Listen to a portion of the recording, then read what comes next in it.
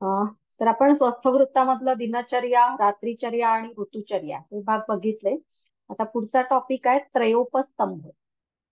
त्रयोपस्तंभ, त्रय उपस्तंभ. त्रय म्हणजे तीन आणि उपस्तंभ म्हणजे काय? आधार.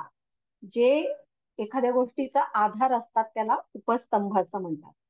तर आपण आता कशाचे उपस्तंभ बघणार आहोत, तर मानवी जीवनाचे उपस्तंभ किंवा मानवी शरीराचे उपस्तंभ. कोणकोणते आहेत हे उपस्तंभ? तर आहार, निद्रा आणि ब्रह्मचर्य. आहार, निद्रा आणि ब्रह्मचर्य हे मानवी जीवनाचे तीन मूलभूत आधार आहेत किंवा उपस्तंभ आहेत. आता यापैकी आहाराचा समावेश हा दिनचर्येमध्ये आपण अं बघितलाय. दिनचर्येमध्ये आहार आलाच, परंतु दिनचर्येशिवाय आहाराचा स्वतंत्रपणे सुद्धा सखोल विचार हा स्वस्थवृत्तामध्ये केलेला आहे. आणि त्यानंतर बाकीचे जे दोन उपस्तंभ आहेत, निद्रा आणि ब्रह्मचर्य.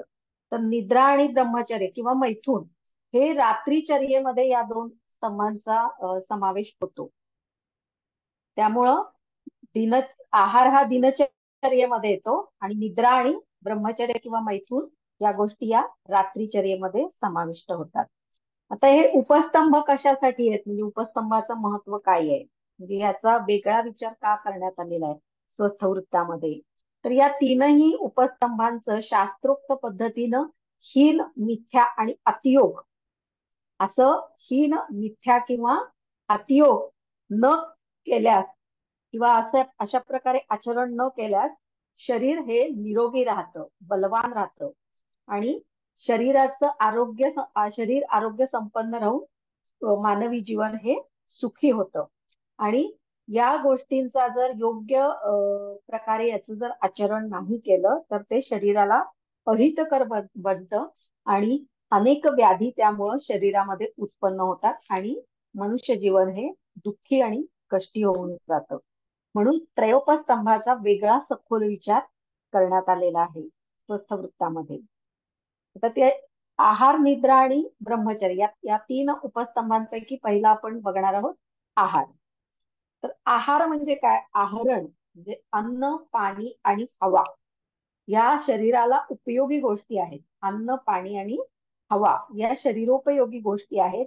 त्यांचा शरीरामध्ये स्वीकार करणं किंवा त्यांचं शरीरामध्ये आहरण करणं ही मनुष्याची मूलभूत गरज आहे आणि आहरण करणं म्हणून त्याला आहार असं म्हटलेलं आहे. आता अन्न, पाणी आणि हवा या तीन घटकांना एकत्रितपणे आपण आहार म्हणू शकतो. आहार म्हणजे फक्त जेवण नव्हे, तर अन्न, पाणी आणि हवा या तिन्ही गोष्टींना मिळून आहार असं स्वस्थवृत्तामध्ये म्हटलेलं आहे. आता या ठिकाणी आपण इथं आहाराचा प्रामुख्यानं विचार करणार आहोत. आहाराचा म्हणजे अन्न आणि पाणी या गोष्टींचा मुख्यत्वानं आहारामध्ये आपण विचार करणार आहोत. आता आहाराचं स्वरूप कसं असतं, तर आयुर्वेदामध्ये सहा प्रकारचं आहार हा वर्णन केलेला आहे. मग ते चुष्य, पेय, लेह्य, भोज्य, भक्ष्य आणि चर्व्य असे सहा प्रकारचा आहार किंवा सहा प्रकारचं अन्न सांगितलेलं आहे. चुष्य म्हणजे काय? तर चोखून खाणे. म्हणजे एखादं चॉकलेट चोखून खाणं किंवा आंबा चोखून खाल्ला जातो, तर चोखून खाणं म्हणजे चुष्य. पेय म्हणजे जे पिलं जातं, जे आपण पितो, ताक, पाणी, रस. तर हे हे सगळे पिण्यायोग्य किंवा पिले जाणारे जे पदार्थ आहेत त्याला म्हणतात पेय. आणि लेह्य म्हणजे चाटून खाणे. उदाहरणार्थ मध किंवा तूप हे चाटून खाल्लं जातं, तर त्याला लेह्य असं म्हटलं जातं. आणि भोज्य याचा अर्थ जे आपण दातानी चावून खातो. ज्या गोष्टी आपल्याला दातानी चावून चावून खाव्या लागतात त्या पदार्थांना, त्या अन्न पदार्थाला भोज्य असं म्हटलं जातं. भक्ष्य भक्ष्य म्हणजे सुद्धा भोज्य सारखंच आहे की आपल्याला ते तोडून खावं लागतं. आणि चर्व्य म्हणजे चावून चावून म्हणजे खूप वेळ ज्याला चावावं लागतं, तर ते चर्व्य. तर अशा प्रकारचं आहाराचे प्रकार इथं स्वस्थवृत्तामध्ये सांगितलेले आहेत.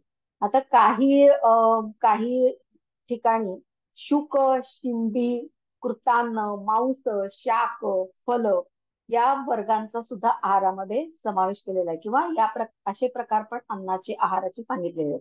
शुक आणि शिंबी म्हणजे धान्य, सगळ्या प्रकारची जी धान्य असतात त्याला शुक शिंबी म्हणतात. कृतान्न, कृतान्न म्हणजे जे शिजवून तळून किंवा भाजून तयार केलं जातं, ज्याच्यावर अग्नीचा संस्कार केलेला असतो, त्याला कृतान्न असं म्हणतात. मांस म्हणजे मांसाहार. शाक म्हणजे सगळ्या भाज्या, जे काही वनस्पतीचे पदार्थ आहेत, भाज्या जे काय आहेत, फळभाज्या पालेभाज्या, त्या सगळ्याला शाक असं म्हटलेलं आहे. आणि फल म्हणजे फळं आणि फळांच्या आतल्या बिया, याचा समावेश फल या वर्गामध्ये येतो. तर अशा प्रकारे आयुर्वेदामध्ये आहाराचे प्रकार सांगितलेले आहेत. आता आहाराचं महत्व काय आहे, काय होतं आहाराने, तर प्राण धारण करणाऱ्या सगळ्या जे काही सजीव आहेत, तर आहार हा सगळ्यांना आवश्यक आहे. म्हणजे आपण जो आहार घेतो त्याचंच शरीर बनलेलं असतं. म्हणून प्राण धारण करणाऱ्यांना आहार हा प्राणमय आहे. आणि म्हणून सर्व मनुष्यांची अन्न मिळवण्याकडं प्रवृत्ती असते. आपण का शिकतो, काम काम करतो, तर शेवटी सगळं पोटासाठी आहे. अन्न मिळवण्याकडं प्रत्येक सजीवाची प्रवृत्ती असते. आणि या आहारावरच आपल्या शरीराचा वर्ण, प्रसन्नता, उत्तम स्वर, नंतर जीवन, प्रतिभा, सुख, संतोष, शरीराचं पोषण, शरीराचं बळ आणि मेधा, मेधा म्हणजे विचार किंवा बुद्धी, हे सगळं या आहारावरच अवलंबून असते.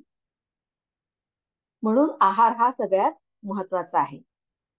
आहारामुळे शरीरामध्ये स्वास्थ्य टिकून राहतं आणि पुढे उत्पन्न होणाऱ्या रोगांचा सुद्धा आपल्याला रोग सुद्धा आपल्याला टाळता येतात आहाराच्या माध्यमातून.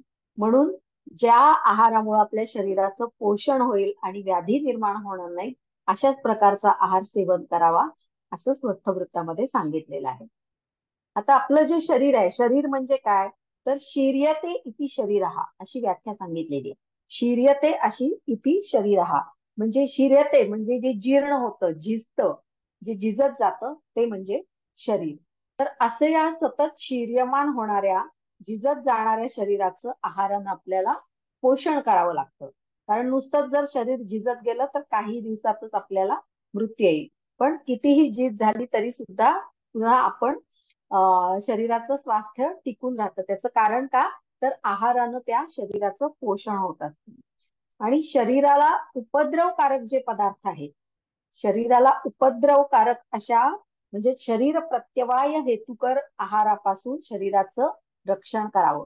म्हणजे ज्या गोष्टींचा ज्या पदार्थांचा आपल्या शरीराला उपद्रव होतो किंवा शरीरामध्ये त्रास निर्माण होतो, रोग निर्माण होतात, तर अशा आहारापासून किंवा अशा पदार्थांपासून आपण शरीराचं हे रक्षण करायला सांगितलेले आहे. तर आयुर्वेदामध्ये आहार कसा सांगितलाय, तर अष्ट आहार विधी विशेषायतन. अष्ट आहार विधी विशेषायतन म्हणजे काय, तर प्रकृती, करण, संयोग, राशी, देश, काल, उपयोग संस्था आणि उपयोक्ता, या 8 गोष्टींचा विचार करून जो काही आहार योग्य आहार जो ठरवलेला आहे, त्याला अष्ट आहार विधी विशेषायतन असं म्हटलेलं आहे. आणि असाच आहार हा मनुष्यानं सेवन करणं आवश्यक आहे. त्यामुळं शरीराचं चांगलं पोषण होतं, बल मिळतं आणि आपण व्याधींपासून दूर राहू शकतो. यानंतर दोष, दुष्य, स्तोत्ररोध, अग्निमांद्य आणि आम, या 5 भाव पदार्थांचा शरीरामध्ये कुठल्याही प्रकारची व्याधी निर्माण होण्यास या 5 गोष्टी कारणीभूत ठरतात. कोणत्या गोष्टी, तर दोष, दोष म्हणजे वात, पित्त, कफ, हे जे 3 दोष आहेत, या दोषांचं जे असाम्य आहे किंवा या दोषांचं असंतुलन जे आहे, ते व्याधी निर्माण व्हायला कारणीभूत ठरतं. दुसरं म्हणजे दूष्य, म्हणजे त्या दोषांनी कोणाला दूषित केलेलं आहे. कोणाला दूषित करतात दोष, तर जे आपले सप्त धातू आहेत, ते सप्त धातू आणि 3 मन यांना हे दोष दूषित करत असतात, म्हणून त्यांना दुष्य म्हटलेलं आहे. नंतर स्त्रोतोरस, स्त्रोतस जे आहेत शरीरातली, स्त्रोतस म्हणजे काय, तर आपले जे पचन संस्था, प्राणवह संस्था, मूत्रवह संस्था, हे जे संस्था आहेत, यांना आयुर्वेदामध्ये किंवा संस्कृतमध्ये स्त्रोतस असं म्हटलं जातं. आणि स्त्रोतोरोध म्हणजे काय? जर या स्त्रोतसांमध्ये काही अवरोध निर्माण झाला किंवा मलभाग हा योग्य वेळी बाहेर न पडल्यामुळं या स्त्रोतसांमुळे मध्ये अवरोध निर्माण होतो आणि त्यामुळं अनेक प्रकारचे व्याधी निर्माण होत असतात. त्याच्यानंतर अग्निमांद्य. अग्निमांद्य म्हणजे आपली जी भूक आहे ती कमी होते. जो जाठराग्नी आहे, जो प्रदीप्त असायला पाहिजे, तो जर मंद झाला तर त्याच्यामुळे सुद्धा रोग निर्माण होतात. आणि पाचवं गोष्ट जी आहे ते म्हणजे आम. आम म्हणजे काय? अग्निमांद्यामुळेच आम निर्माण होतो. अग्निमांद्य झालं, अग्निमंद झाला तर काय होतं? आपण जे काही अन्न खातो त्या अन्नाचं पचन होत नाही. आणि हे असं जे अपाचित अन्न आहे, न पचलेला जो आहार आहे, त्याच्यातून आमाची उत्पत्ती होते आणि तो आम सगळ्या स्त्रोतसांमध्ये अवरोध निर्माण करत असतो. म्हणून दोष, दुष्य, स्त्रोतोरोध, अग्निमांद्य आणि आम या 5 भाव पदार्थांपासून शरीरामध्ये व्याधींची किंवा रोगाची उत्पत्ती होते. परंतु व्याधी घटकांची विकृती जेव्हा होते तेव्हाच व्याधी निर्माण होतात. जेव्हा त्यांची विकृती निर्माण होत नाही तेव्हा मात्र व्याधी निर्माण होत नाही. आणि हे जे 5 गोष्टी आहेत ज्याच्यामुळे व्याधी निर्माण होतात, तर त्या गोष्टी आपल्या आहारावर अवलंबून आहेत. आपण जर योग्य आहार घेतला तर अशा प्रकारचे व्याधी निर्माण होत नाहीत. पण जर अयोग्य आहार घेतला तर मात्र व्याधी निर्माण होतात. म्हणून आपण अस्वस्थ वृत्तामध्ये काय बघायचंय, की आहार कसा घ्यायचा, कधी घ्यायचा, किती मात्रेत घ्यायचा, कोणता आहार घ्यायचा, म्हणजे कोणते पदार्थ खायचे आणि खायचे नाही. तर हे सगळं आहार या उपस्तंभामध्ये स्वस्थ वृत्तात सांगितलेलं आहे. आता आहार द्रव्य जी आहेत त्या आहार द्रव्यांचं सुद्धा इथं वर्गीकरण करण्यात आलेलं आहे. तर वर्गीकरण हे सुद्धा बऱ्याच लोकांनी वेगवेगळ्या प्रकारे केलेलं आहे. म्हणजे चरक, सुश्रुत, वाग्भट हे जे महान जे आयुर्वेदातले जे ऋषी आहेत ज्यांनी आयुर्वेदाचं रचना केली, तर त्यांनी वेगवेगळ्या प्रकारे आहार द्रव्यांचं वर्गीकरण केलेलं आहे. मग कसं वर्गीकरण केलेलं आहे? तर एक म्हणजे द्रव. द्रव पदार्थ कुठले? तर दूध, पाणी, त्याच्यानंतर वेगवेगळ्या प्रकारचे रस, ताक, तेल, मध हे सगळे द्रव पदार्थ आहेत. आणि द्रव वर्ग झाला. आणि दुसरं अन्नपान वर्ग. अन्नपान वर्ग म्हणजे सगळे घन पदार्थ. अन्नपान वर्गामध्ये काय येतं? तर सगळी धान्य येतात. शुक व शिंबी. शुक व शिंबी म्हणजे धान्य वर्ग. नंतर मांस, फळं, भाज्या, नंतर कृतान्न म्हणजे शिजवलेलं अन्न, आणि लवण. लवण म्हणजे मीठ. आणि अनुपान. अनुपान म्हणजे काय? तर ज्याच्या बरोबर आपण अन्न खातो त्याला अनुपान असं म्हणतात. मग ते मध असेल, तूप असेल किंवा दही असेल, ताक असेल, ज्याच्या बरोबर आपण खातो तर त्याला अनुपान असं म्हटलेलं आहे. म्हणजे 2 वर्ग केलेले आहेत. एक द्रव आणि दुसरं अन्नपान. द्रव मध्ये सगळे पातळ पदार्थ येतात, द्रव पदार्थ येतात, आणि बाकीचे सगळे घन पदार्थ हे अन्नपान वर्गामध्ये येतात. तर अशा प्रकारे सुश्रुतांनी वर्गीकरण केलेलं आहे. आता इतर लोकांनी पण काही वेगवेगळ्या पद्धतीनं वर्गीकरण केलेलं आहे. तर आपण ते इतक्या खोलामध्ये शिरायची काही गरज नाही, कारण प्रकार जरी वेगळे वेगळे असले तरी पदार्थ शेवटी 2च आहेत, द्रव आणि घन. नंतर आहारामध्ये नित्य सेवनीय द्रव्य कोणती आहेत? म्हणजे प्रत्येक व्यक्तीनं स्वतःची प्रकृती, म्हणजे आपली प्रकृती कशी आहे, वाताधिक्य आहे का, पित्ताधिक्य आहे का, कफाधिक्य आहे, आपल्या शरीरामध्ये कोणत्या दोषाची प्रकृती आहे, आपली प्रकृती ही कोणत्या दोषाच्या अधिक्याची आहे त्याचा आधी विचार करायचा आहे. नंतर धातू सारता. म्हणजे तुम्ही मागच्या सत्रामध्ये किंवा मागच्या वर्षी तुम्ही बघितलंय की धातू सारता म्हणजे आपले जे 7 धातू आहेत, सप्त धातू, तर तो प्रत्येक व्यक्तीमध्ये जो धातू उत्तम असतो ती त्याची धातुसारता असते. म्हणजे काही लोक रससार असतात, काही रक्तसार असतात, काही मांससार असतात, काही मेदसार असतात, काही अस्थिसार असतात. म्हणजे काय? तर तो धातू त्यांच्या शरीरामध्ये उत्तम असतो. तर अशा प्रकारची जी धातुसारता आहे तर त्या धातुसारतेचा आपण विचार करायला पाहिजे. त्यानंतर देश, आपण कोणत्या देशात राहतो, त्या देशाचा देश कुठला आहे, म्हणजे तो उष्ण कटिबंधातला आहे का शीत कटिबंधातला आहे, त्यानंतर तिथलं हवामान किंवा कसं आहे याचा विचार आपण करायला पाहिजे. त्यानंतर ऋतू, कोणता ऋतू चालू आहे त्यानुसार आपण आहार घेतला पाहिजे. आता ऋतुचर्येमध्ये आपण बघितलं की कोणत्या ऋतूत आपण कसा आहार घ्यायचा आहे. नंतर वयाचा विचार तर करायलाच पाहिजे. लहान मुलाचा आहार वेगळा, मोठ्या माणसांचा आहार वेगळा, किंवा खूप वृद्ध असलेल्या व्यक्तीचा आहार वेगळा.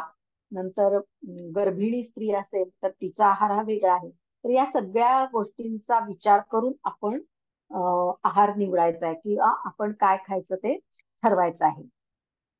परंतु आयुर्वेदानं काय केलंय, काही अन्नपदार्थांचा नित्य सेवनीय द्रव्य असा गट करून त्या संदर्भात स्पष्टीकरण दिलेलं आहे. म्हणजे आता नित्य सेवनीय द्रव्य म्हणजे त्याच्यामध्ये काय येईल तर दूध, तूप, तांदूळ म्हणजेच भात थोडक्यात, त्यानंतर ज्वारी, गहू, नंतर सगळ्या प्रकारच्या डाळी, कडधान्य, नंतर भाज्या, फळं, या सगळ्या गोष्टींचा नित्य सेवनीय द्रव्यामध्ये समावेश केलाय. म्हणजे जे काही आपण रोज खात असतो ती सगळी नित्य सेवनीय द्रव्य आहेत. आता प्रत्येक मनुष्यानं दररोज हितकर आहाराचं योग्य प्रमाणात सेवन केलं पाहिजे आणि त्या बाबतीत स्वतःच्या इंद्रियांवर, मुख्यतः आपल्या रसनेंद्रियावर किंवा जिभेवर त्यांनी ताबा ठेवून मगच आहार हा घेतला पाहिजे. म्हणजे मग कोणत्याही प्रकारचे रोग उत्पन्न होत नाहीत. अन्यथा तो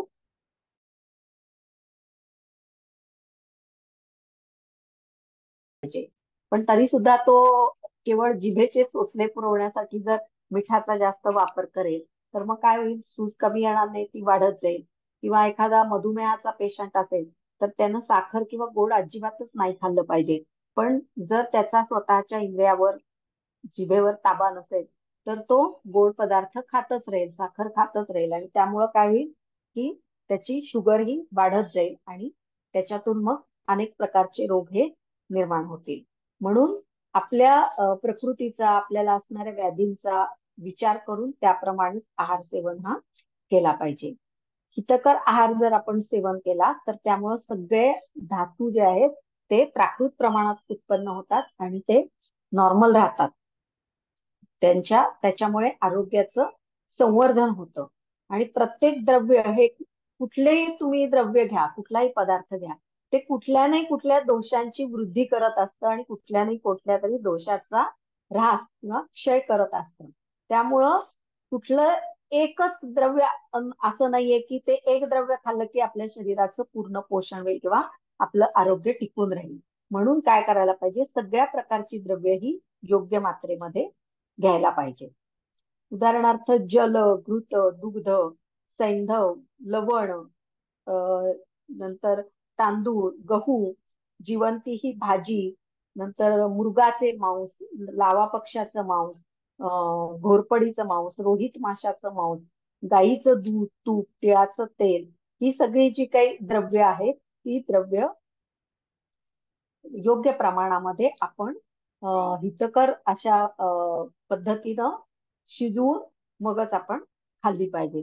सगळ्या प्रकारची फळं खाल्ली पाहिजेत. एकच फळ खाल्लं तर त्यानं पूर्ण शरीराचं पोषण होईल का? नाही होणार, कारण सगळीच जीवनसत्व त्या एका फळामध्ये नाही आहेत. एखाद्या फळात एखादं जीवनसत्व जास्त असेल तर दुसरं जीवनसत्व दुसऱ्या एखाद्या फळामध्ये जास्त असेल. म्हणून सर्व प्रकारच्या भाज्या खाल्ल्या पाहिजेत आणि सर्व प्रकारची फळं सुद्धा खाल्ली पाहिजेत.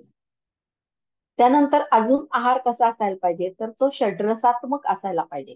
षड्रसात्मक म्हणजे काय तर एकूण जो काही खाद्य पदार्थ आहेत ते पदार्थ त्याच्यामध्ये किती रस असतात तर 6 रस असतात.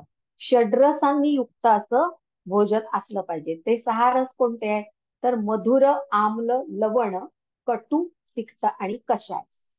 मधुर, आम्ल, लवण आणि कटू, तिक्त, कषाय असे 6 प्रकारचे रस आहेत. तर त्या रसांचं काय महत्व आहे, आता सगळ्या रसांचा जर आहार तुम्ही घेतला तरच पूर्ण शरीराचं व्यवस्थित पोषण होईल. कुठला तरी एकच रस जास्त प्रमाणामध्ये घेतला तर एखादा दोष वाढून त्यामुळं आजार उत्पन्न होतात. म्हणून आहार हा षड्रसात्मक असायला पाहिजे. म्हणजे प्रत्येक रसाचं प्रमाण हे ठरलेलं आहे, त्याप्रमाणेच ते खाल्लं पाहिजे. तर आपण एक एक रस बघूया. तर आता मधुर रस. मधुर रस म्हणजे मधुर म्हणजे गोड.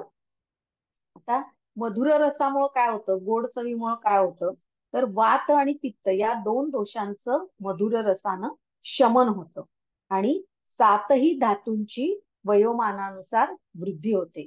मधुर रसामुळं काय होतं, तर कफदोष वाढतो आणि वात आणि पित्त दोषाचं शमन होतं किंवा ते कमी होतात आणि आपल्या शरीरातले जे सप्त धातू आहेत त्या सप्त धातूंची वयोमानानुसार वाढ होते.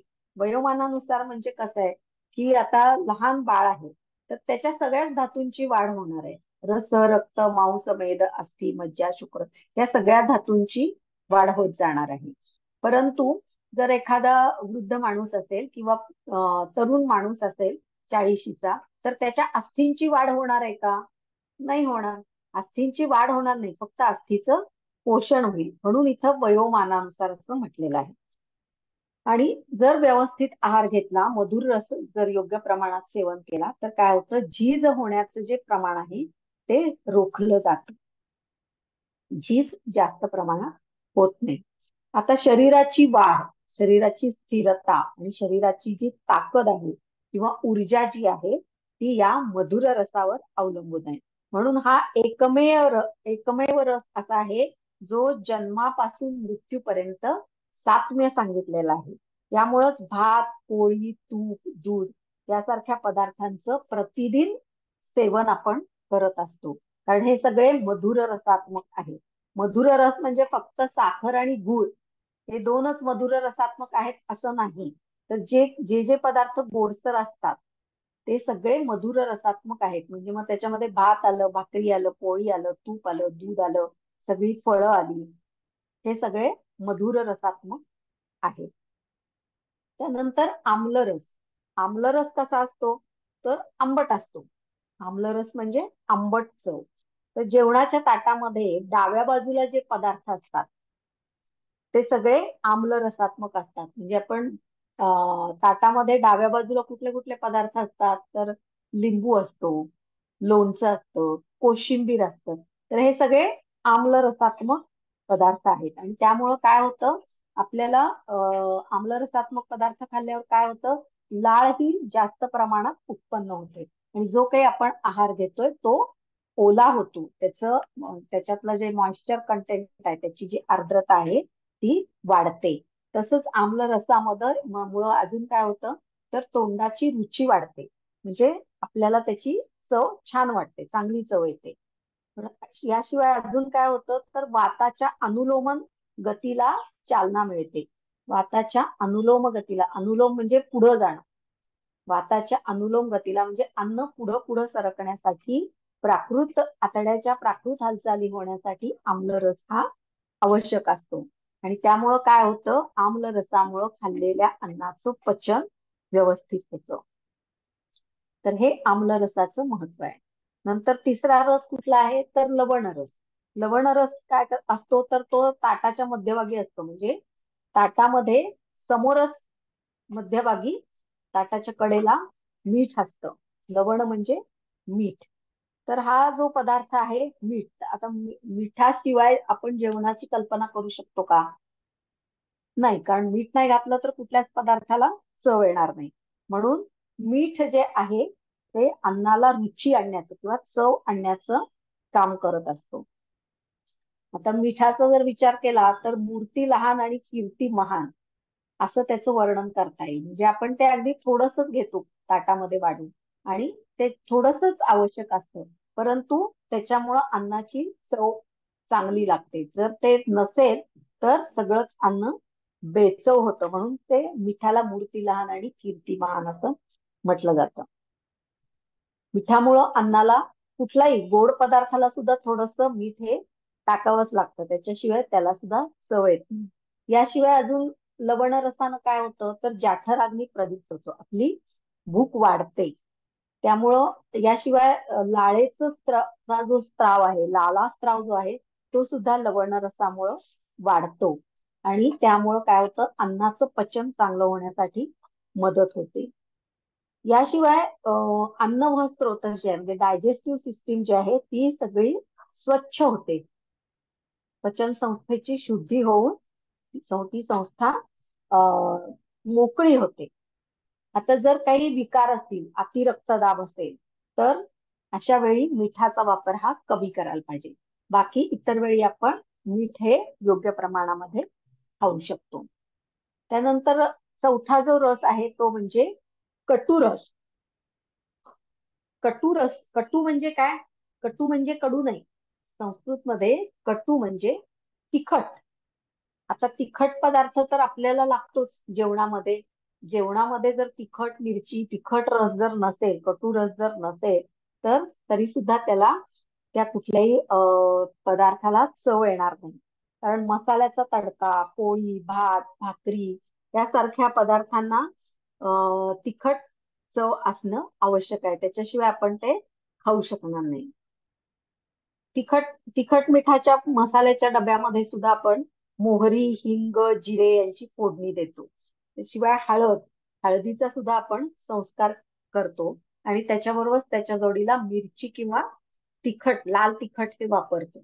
आता हे सगळे जे पदार्थ आहेत, जे पदार्थ तिखट आहेत, मग त्याच्यामध्ये मोहरी आली, हिंग आला, नंतर लवंग आली, दालचिनी आली, नंतर लसूण आला, त्यानंतर आलं आलं. हे सगळे जे तिखट पदार्थ जे आहेत ते सगळे कटू रसात्मक आहेत आणि त्याच्यामुळं काय होतं तर कफवृद्धीचा दोष आपल्याला टाळता येतो. तिखट रसानं काय होतं तर पित्त दोष वाढतो, पण वात आणि कफ हे दोष कमी होतात. याशिवाय तिखट रसानं म्हणजे कटू रसानं काय होतं, अन्नाचं जे पचन आहे ते व्यवस्थित होतं. अन्नाचं पचन उत्तम होण्यासाठी कटुरस किंवा तिखट चव ही अतिशय आवश्यक असते. याशिवाय याच्यामुळं काय होतं तर मेद धातू आणि मांस धातू या धातूंची वृद्धी सुद्धा कटू रसानं रोखता येते. मधुर रसामुळं काय होतं तर धातूंची वाढ होते. मग मेद आणि मांस धातूंची पण वाढ जास्त प्रमाणात होते मधुर रसानं. पण कटू रसानं काय होतं, मांस आणि मेदाची अतिवृद्धी आपण कमी करू शकतो किंवा ती टाळू शकतो. नंतरचा जो रस आहे तो म्हणजे तिक्त रस. तिक्त म्हणजे काय? संस्कृतमध्ये तिक्त म्हणजे कडू, कटू म्हणजे तिखट आणि तिक्त म्हणजे कडू रस. आता कडू रस जो आहे तो आपल्याला कुणालाच नको असतो, म्हणजे कडू रस हा जिभेला नको वाटतो, आवडत नाही.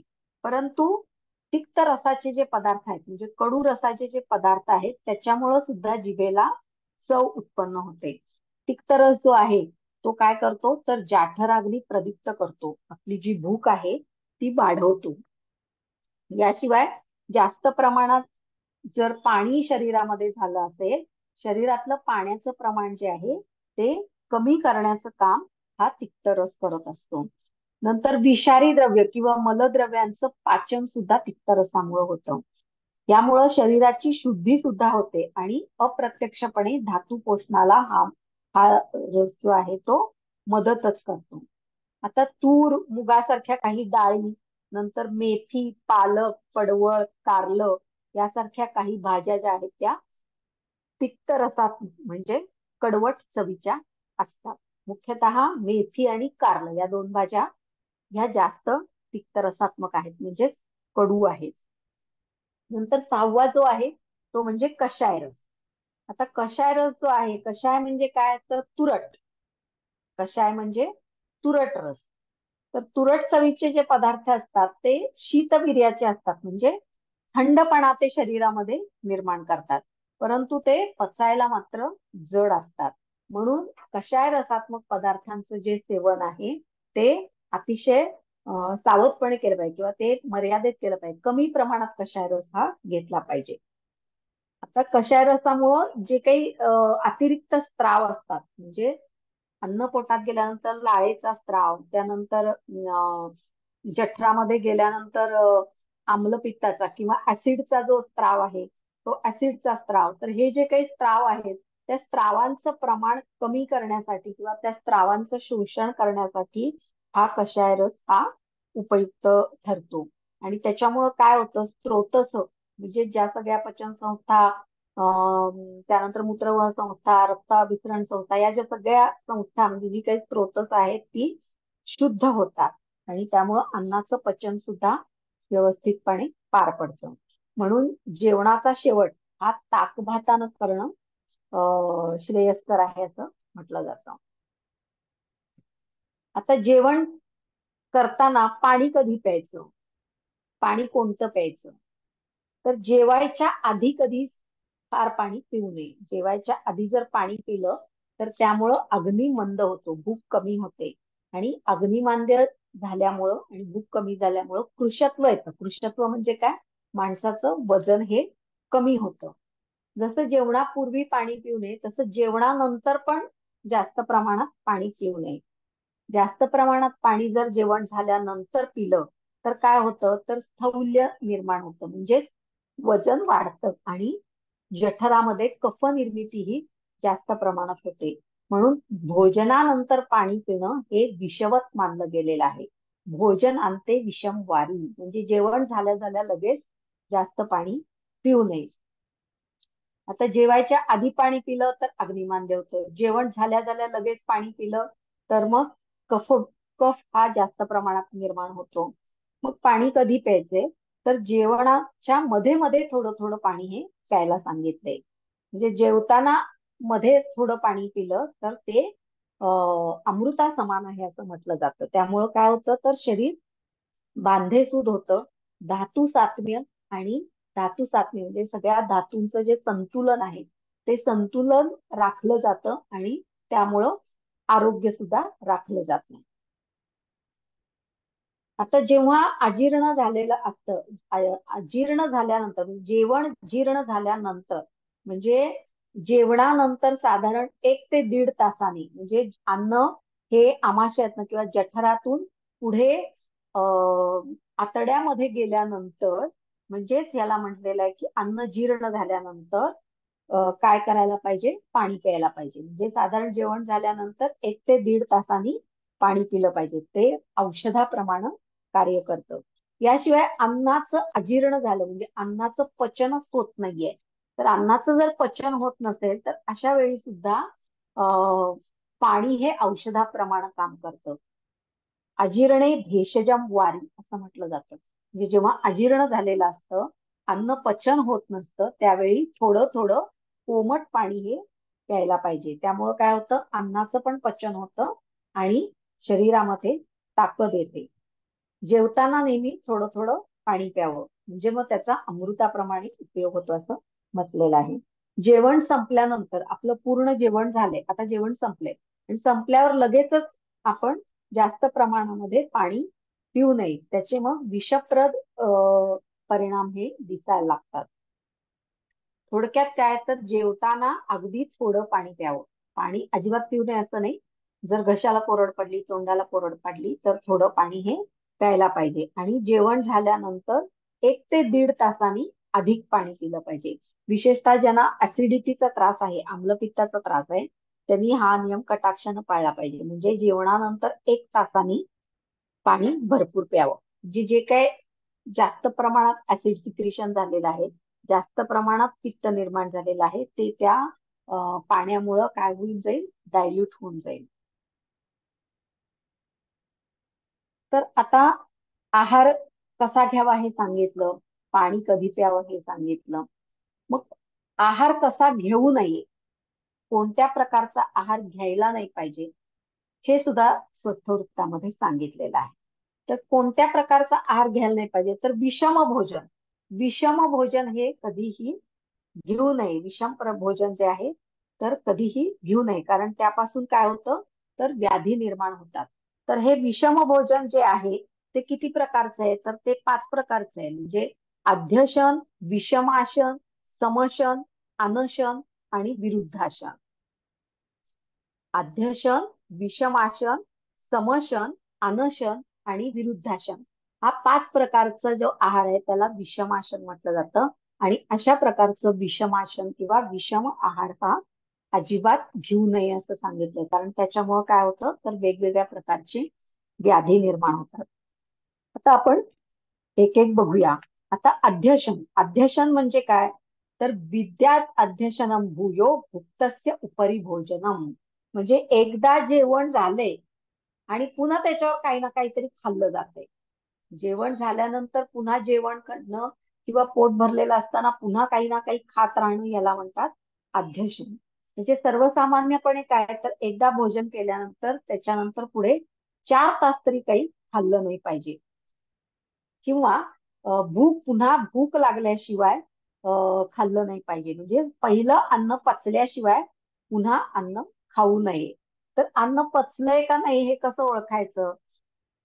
तर मलमूत्रांचं योग्य विसर्जन होणं, मन प्रसन्न असणं, शरीर हलकं वाटणं, त्याच्यानंतर पुन्हा एकदा भूक लागल्याची जाणीव होणं, ही जी लक्षणं आहेत ही अन्न पूर्णपणे व्यवस्थित पचल्याची लक्षणं आहेत. आणि ही अन्न पचनाची लक्षणं दिसल्याशिवाय पुन्हा आहार घेऊ नये असं म्हटलं जातं. तर एक पोट भरलेलं असताना पहिलं खाल्लेलं अन्न पचलेलं नसताना पुन्हा खाणं म्हणजे अध्यशन म्हटलं जातं. तर हे अध्यशन जर केलं तर त्यामुळं अजीर्ण, आलसक, विसूचिका यासारखे आजार, पचन संस्थेचे आजार हे निर्माण होतात.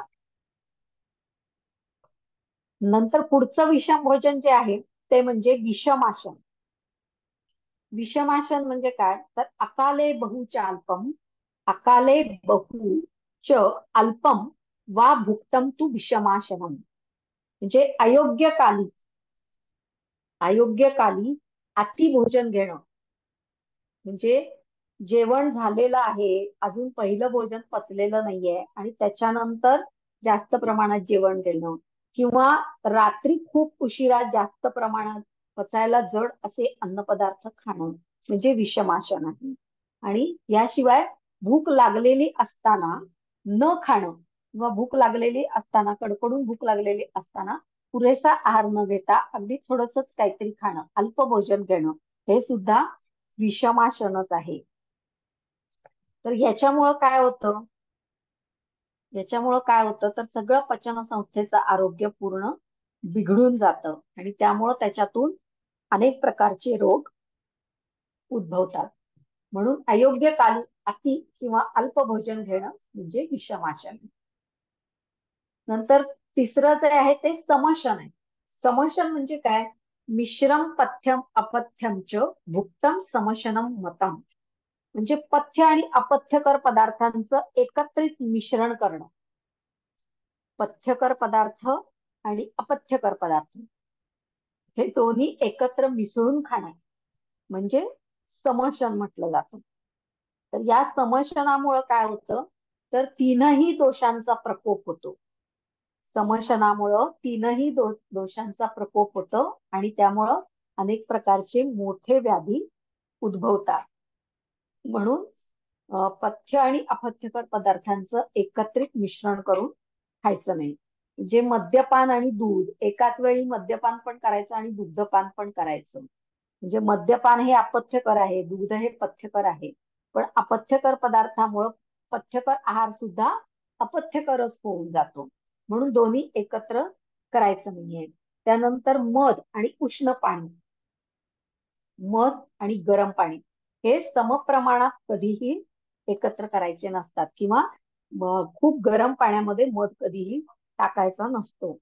तर अशा प्रकारचा जो आहार आहे त्याला समशन असं म्हणतात. म्हणजे पथ्यकर आहार आणि अपथ्यकर आहार हे दोन्ही एकत्र करून खाणं त्याला समशन म्हणतात. तर त्याच्यामुळे सुद्धा व्याधी निर्माण होतात. म्हणून समशन हे करू नये. नंतर आहे अनशन.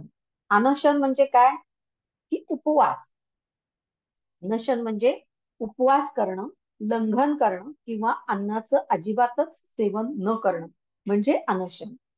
तर हे जे अनशन आहे ते काही एखाद्या दिवसापुरतं किंवा एखाद्या काही ठराविक काळापुरतं जर उपवास केला तर तो शरीरासाठी चांगला असतो. परंतु सतत दीर्घकाळ जर अनशन केलं म्हणजे उपवास केला किंवा लंघन केलं तर काय होतं शरीरातले जे सप्तधातू आहेत त्यांचं नीट पोषण होत नाही आणि त्यामुळं काय होतं धातुक्षय होतो. धातुक्षयामुळं वात प्रकोप होतो आणि वाताचे अनेक विकार हे निर्माण होतात.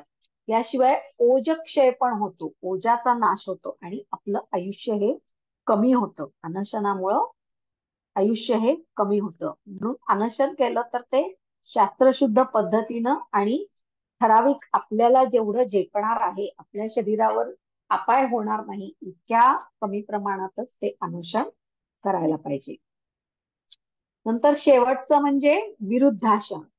विरुद्धासन म्हणजे देश, काल, अग्नी, मात्रा, सातम्य, दोष या सगळ्याच्या विरुद्ध असणारे पदार्थ खाणं म्हणजे विरुद्धासन आहे. आणि या विरुद्धासनातनं तर हमखास रोग हे निर्माण होतात. आता विरुद्धासनाचे अनेक प्रकार आहेत, तर त्यातले एक एक प्रकार आपण बघूया. पहिलं म्हणजे देशविरुद्ध. देशविरुद्ध म्हणजे काय? ज्या प्रकारचा देश असेल त्याच्या समान गुणांचा आहार हा देशविरुद्ध असतो. म्हणजे जंगली प्रदेश असेल तर तिथं वात प्रकोपक आहार जो आहे, वात प्रकोपक जो आहार आहे किंवा वात भूयिष्ठ जो आहार आहे तो तिथं असतो. तिथं वृक्ष, लघु, शीत गुणात्मक आहार आहे तो मात्र देशविरुद्ध असतो. याशिवाय आपण ज्या देशात राहतो त्या देशात पिकणारं जे धान्य आहे, त्या देशात पिकणारा जो आहार आहे तोच आपल्यासाठी चांगला असतो. दुसऱ्या देशातला आहार हा आपल्याला पचत नाही किंवा तो आपल्या शरीराला उपयोगी पडत नाही. त्याला देशविरुद्ध आहार असं म्हटलं जातं. नंतर कालविरुद्ध आहार म्हणजे शीतकालामध्ये शीत आहार घेणं हे कालविरुद्ध आहे, किंवा उष्ण काळामध्ये उष्ण आहार घेणं हे कालविरुद्ध आहे. तर शीतकालात उष्ण पदार्थ घेतले पाहिजेत, उष्ण कालामध्ये शीत पदार्थ घेतले पाहिजेत. याशिवाय जो ऋतू चालू आहे त्या ऋतूमध्ये जी फळं येतात किंवा जे धान्य पिकतं तर त्या ऋतूत तेच धान्य खाणं हे इष्ट असतं, चांगलं असतं. पण त्याच्या विरुद्ध जर आपण आहार घेतला, त्याच्या विरुद्ध जर आहार आपण घेतला तर तो कालविरुद्ध होतो. म्हणजे आता उदाहरणार्थ आंब्याचा सीझन कधी असतो तर एप्रिल, मे, जून, जुलै हे 4 महिने आंबा पिकतो आणि ते 4ही महिने आपल्याला फ्रेश आंबा खायला मिळतो. पण याच्या व्यतिरिक्त तुम्ही पावसाळ्यात जर आंबे खायचे म्हणलं किंवा दिवाळीच्या वेळेला जर आंबा खायचा म्हणलं तर तो कसा असतो, तर त्याचा रस काढून तो फ्रीजर मध्ये ठेवून जो आपण रस खातो अवेळी, तर तो चांगला नाही, ते कालविरुद्ध आहे. म्हणून ज्या काळात जी फळं पिकतात किंवा जे धान्य पिकतं ते त्याच काळात खाल्लं पाहिजे. इतर काळात जर ते साठवून प्रक्रिया करून ठेवलेलं जर आपण खाल्लं तर ते कालविरुद्ध अन्न आहे. तर त्याच्यामुळं सुद्धा आजार निर्माण होतात. नंतर अग्नी विरुद्ध. आता आपला जो अग्नी आहे त्याचे 3 प्रकार आहेत. एक म्हणजे मंदाग्नी, विषमाग्नी आणि तीक्ष्णाग्नी. मंदाग्नी म्हणजे अग्नी अगदी मंद असणं, अशा माणसाला भूक खूप कमी लागते. विषमाग्नी म्हणजे काय, तर कधी अग्नी प्रदीप्त असतो, खूप भूक लागते, तर कधी अग्नी हा मंद असतो, भूकच लागत नाही, त्याला म्हणायचं विषमाग्नी. नंतर तीक्ष्णाग्नी म्हणजे कायम कडकडून भूक लागणं, तो असतो तीक्ष्णाग्नी. तर त्याप्रमाणे आपण आहार हा घ्यायला पाहिजे. तर ज्यांचा अग्नी तीक्ष्ण आहे त्यांनी पचायला जड पदार्थ खाल्ले पाहिजेत. नाहीतर काय होईल, त्या वाढलेल्या अग्नीमुळं धातुक्षय होईल. ज्यांचा अग्नी मंद आहे त्यांनी जड पदार्थ खाऊन उपयोग नाही, कारण का, तर अग्नी मंद असल्यामुळे ते पदार्थ पचणार नाहीत. म्हणून त्यांनी मंद अग्नी असणाऱ्यांनी पचायला हलके पदार्थ खाल्ले पाहिजेत. समाग्नी जेव्हा असतो, समाग्नी असताना सममात्रेत आणि समकाली भोजन घेणं हे आवश्यक असतं. तसं न करता जर अवेळी अयोग्य मात्रेत जर आहार घेतला तर तो अग्निविरुद्ध ठरतो. नंतर मात्रा विरुद्ध म्हणजे प्रत्येक पदार्थाची मात्रा ही ठरलेली आहे. आता तूप, मध हे पदार्थ काय आहेत, थोडेच खायचे, जास्तीत जास्त 2 चमचे. ते जर तुम्ही वाटीभर तूप खाल्लं तर काय होईल, एकतर ते पचणार नाही किंवा त्या इतकं तूप खाल्ल्यामुळे काय होईल, मेदधातूची अतिवृद्धी होईल आणि स्थूलपणा वाढेल. म्हणून जे पदार्थ ज्या प्रमाणात खायला पाहिजे त्याच प्रमाणात खाल्ले पाहिजेत, नाहीतर ते काय होईल, मात्रा विरुद्ध अन्न होईल. नंतर सातवे विरुद्ध. सातवे म्हणजे काय, तर आपल्याला जे पचतंय किंवा ज्याच्यामुळे आपल्याला काही त्रास होत नाही, ज्या अन्नाची आपल्याला सवय असते तो आपल्यासाठी सातम्य असतो आहार. म्हणून जो आहार सातम्य आहे तोच खाल्ला पाहिजे. आणि ज्या आहारामुळं आपल्या शरीरामध्ये व्याधी उत्पन्न होत आहेत, तर असा आहार नाही घेतला पाहिजे. म्हणजे आता एखादा शाकाहारी माणूस आहे आणि एखाद्या दिवशी जर त्यानं मांसाहार केला तर त्याला काय होईल, त्रासच होणार ना, कारण त्याला मांसाहार हा सात्म्य नाहीये, त्याला त्याची सवय नाहीये. तर सात्म्य विरुद्ध आहार हा करायचा नाही. जे आपल्याला सात्म्य आहे, ज्याची आपल्याला सवय आहे, जे आपल्याला नेहमी व्यवस्थित पचतंय आणि कोणतेही व्याधी उत्पन्न होत नाहीत, असा जो आहार असतो तो आपल्याला सात्म्य असतो. आणि याच्या उलट आहार जो असतो तो सात्म्य विरुद्ध असतो. म्हणून जे सात्म्य आहे तेच खाल्लं पाहिजे. नंतर दोष विरुद्ध, म्हणजे आपली जी प्रकृती आहे ती ज्या दोषाची असेल त्या दोषाप्रमाणेच आहार घेतला पाहिजे. म्हणजे समजा एखाद्याची पित्त प्रकृती असेल तर त्यांनी पित्त वाढवणारे पदार्थ नाही खाल्ले पाहिजेत, म्हणजे उष्ण तीक्ष्ण पदार्थ नाही केले पाहिजेत, तर त्यांनी स्निग्ध आणि थंड पदार्थ खाल्ले पाहिजेत.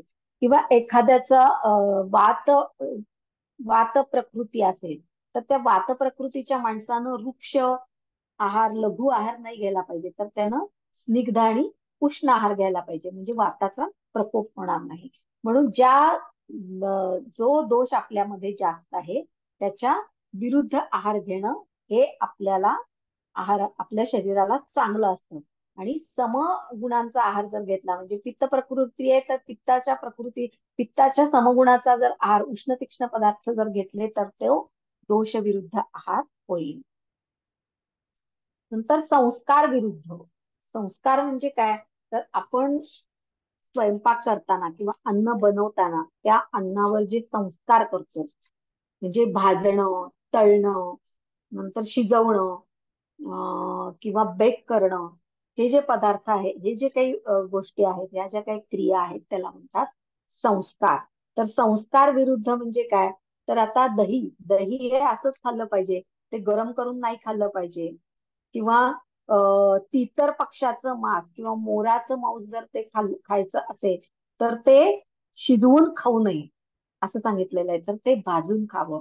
तर असं ज्याच्यावर जे संस्कार करणं शरीराला हितकर आहे त्याच संस्कार करून ते अन्न खाल्लं पाहिजे, नाहीतर ते काय होईल, संस्कार विरुद्ध होईल. म्हणजे उदाहरणार्थ दही गरम करून खाऊ नये किंवा मध गरम करून खाऊ नये. याशिवाय असे जे आपले जे पोळ्या वगैरे असतात, आपण जे पोळी करतो, भाकरी करतो, ती आपण शिजवत नाही. कारण शिजवलं तर काय होईल, ते नीट शिजणार नाही, अग्निसंस्कार नीट होणार नाही आणि ते व्यवस्थित पचणार नाही. तर आपण पोळ्या भाकरी हे जे आहे ते भाजूनच आपण खात असतो. तर अशा प्रकारे शरीराला हितकर जो संस्कार आहे तोच संस्कार करून ते अन्न खाल्लं पाहिजे, नाहीतर ते संस्कार विरुद्ध होईल आणि संस्कार विरुद्ध अन्न खाल्ल्यामुळं रोग निर्माण होतात. त्यानंतर वीर्य विरुद्ध. वीर्य विरुद्ध म्हणजे शीतवीर्यात्मक आणि उष्णवीर्यात्मक असे दोन पदार्थ एकत्र करून खाऊ नये. उदाहरणार्थ दूध आणि मासे. दूध हे शीतवीर्यात्मक आहे, मासे हे उष्णवीर्यात्मक आहे. तर हे दोन्ही एकत्र करून जर खाल्लं तर कुष्ठरोग होतो. म्हणून दोन वेगवेगळी विरुद्ध वीर्यात्मक द्रव्य एकत्र करून खाऊ नयेत. वीर्य विरुद्ध अन्न खाऊ नये असं म्हटलेलं आहे. नंतर कोष्ठ विरुद्ध. कोष्ठ म्हणजे काय, कोष्ठ म्हणजे कोठा. म्हणजे कोठा जड असतो त्यामुळं त्याला शौचाला साफ कधी होत नाही, किंवा एखाद्याचा कोठा हलका असतो त्याला थोडस जरी खाण्यात बदल झाला तरी काय होतं, लगेच द्रव मलप्रवृत्ती होते किंवा जुलाब होतात किंवा जास्त वेळा त्याला शौचाला जावं लागतं. तर ह्याला म्हणतात कोठा.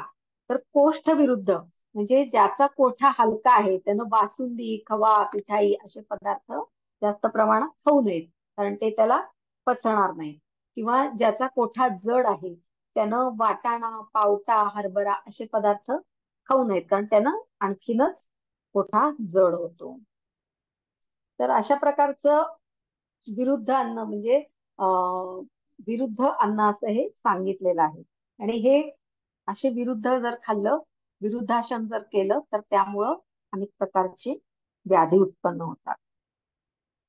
आता हे अशी जर अयोग्य प्रकारे जर अन्न खाल्लं तर काय होतं, त्याला विषम भोजन जर केलं, तर विषम भोजन जर केलं तर त्यामुळं काय होतं, तिन्ही दोषांचा प्रकोप होतो शिवाय जाठराग्नीची सुद्धा दृष्टी होते आणि त्यामुळं मग विस्फोट, शोथ, विद्रधी, गुल्म, क्षय, ज्वर, रक्तपित्त, आश्मरी, कुष्ठ, प्रमेह, उदर, भगंदर, अर्श अशा प्रकारचे अनेक रोग हे उत्पन्न होत असतात. त्यामुळं मनुष्याचं तेज, बल, स्मृती यांचा नाश होतो आणि काही वेळा मृत्यू सुद्धा येऊ शकतो. जर व्याधी अतिप्रमाणात वाढला तर त्यामुळं मृत्यू सुद्धा येऊ शकतो.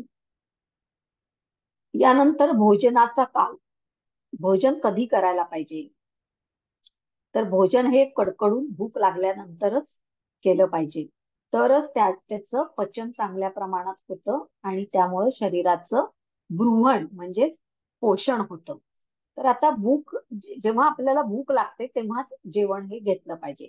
आता सर्वसाधारणपणे भूक कधी लागते तर माध्यान्ह काळी चांगली भूक लागते. माध्यान्ह काळ म्हणजे काय?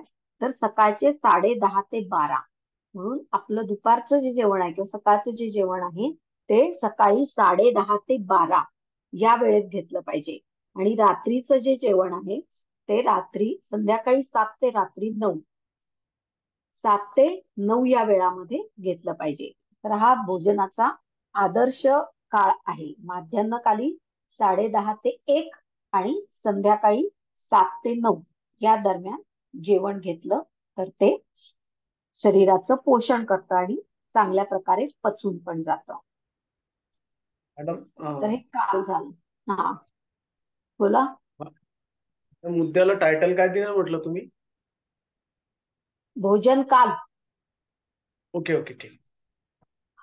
भोजन काल सांगितलं. भोजन काल म्हणजे भोजन कधी करायचं? तर एक पहिलं म्हणजे कडकडून भूक जेव्हा लागते तेव्हा भोजन करायचं. आणि आपलं रोजच्या रुटीन मध्ये जर त्याचा काळ ठरवायचा म्हणलं तर माध्यान्ह काळी 10:30 ते 12च्या दरम्यान जेवण करायचं आणि संध्याकाळी 7 ते 9च्या दरम्यान जेवण करायचं आहे. खरं तर 2च वेळा आहार घ्यायला सांगितलेला आहे. योगशास्त्रामध्ये पण 2च वेळा आहार घ्यायला सांगितलंय आणि आयुर्वेदामध्ये सुद्धा 2च वेळा आहार घ्यायला सांगितलेला आहे. हे 3 वेळा आहार घेण्याची पद्धत जी आहे ती ब्रिटिशांनी आपल्या देशात आणली. त्यांनी ब्रेकफास्ट आणला. मग ब्रेकफास्ट, दुपारचं जेवण, रात्रीचं जेवण असं हे 3 वेळा झाल्या आहाराच्या आणि त्याच्यामुळंच आजकाल स्थूलतेचं प्रमाण हे वाढत चाललेलं आहे. म्हणून खरं तर 2च वेळा आहार घ्यायला पाहिजे.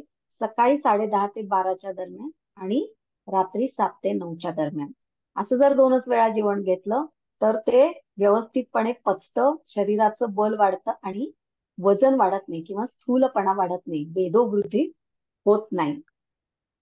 आणि 2 जेवणाच्या मध्ये 8 तासाचं अंतर कमीत कमी ठेवायला पाहिजे. म्हणजे सकाळी 12 वाजता जेवण केलं आणि संध्याकाळी 7 वाजता जेवण केलं तर काय होईल मग? पहिलं अन्न पूर्णपणे पचलेलं नसताना दुसरं अन्न घेतलं जाईल. म्हणजे अध्यशन होईल. म्हणजे तुम्ही सकाळी 10:30ला जेवण केलं तर 7 वाजता रात्रीचं जेवण घ्या. 12 वाजता जेवण केलं तर 9 वाजता घ्या. 11 वाजता केलं तर 8 वाजता घ्या. म्हणजे अंतर कमीत कमी 7 ते 8 तासाचं इंटरव्हल पाहिजे 2 जेवणांच्या मध्ये. त्यानंतर आहार थांबूयात विधी मॅडम. विधान. हॅलो. थांबूयात, पुढचं लेक्चर आहे.